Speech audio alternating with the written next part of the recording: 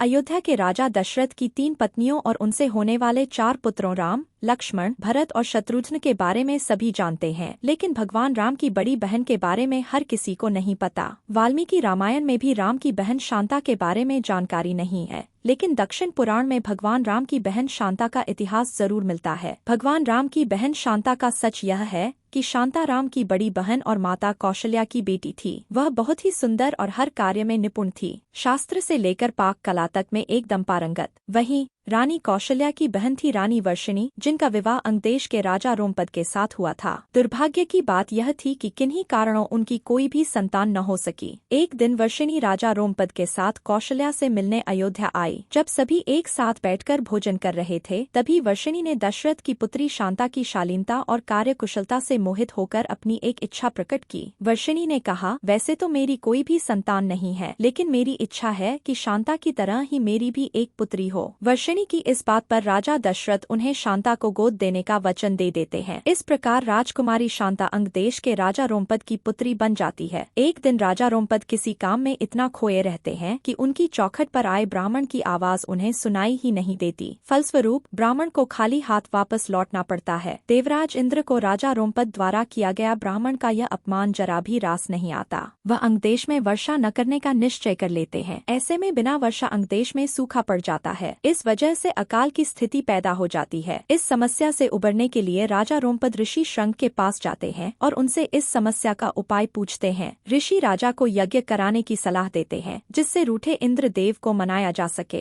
राजा रोमपद ऐसा ही करते हैं और यज्ञ के बाद अंगदेश में पुनः वर्षा होती है। इससे अंगदेश में आई समस्या का अंत होता है। ऋषि श्रंग से प्रसन्न होकर राजा रोमपद उनसे अपनी पुत्री शांता का विवाह करा देते हैं। शांता के बाद राजा दशरथ के कोई संतान नहीं थी, इसके लिए वह बहुत ही चिंतित रहते थे। इसी कारण वह भी ऋषि श्रंग के पास जाते हैं। ऋषि श्रंग उन्हें कामाक्षी यज्ञ कराने की सलाह देते हैं। ऋषि के कहे अनुसार राजा दशरथ कामाक्षी यज्ञ संपन्न कराते हैं और प्रसाद के रूप में खीर बनवाते हैं। यज्ञ समाप्त होने के बाद जो खीर का प्रसाद था, उसे राजा दशरथ की तीनों पत्नियां कौशल्या, सुमित्रा और कैकेयी ग्रहण करती हैं। कामाक्षी यज्ञ के प्रताप से रानी कौशल्या को पुत्र के रूप में राम, कैकेयी को भरत और सुमित्रा को लक्ष्मण व शत्रुघ्न की प्राप्ति होती है। चारों पुत्रों को अपनी बहन शांता के बारे में कुछ भी मालूम नहीं होता है। समय के साथ धीरे धीरे राम को अपनी माता के दुख का पता चलता है। साथ ही भगवान राम की बहन शांता के जीवन का सच, जो कोई नहीं जानता था, राम को मालूम हो जाता है। बहन शांता के बारे में जानने के बाद राम अपनी माँ को बहन शांता से मिलवाते हैं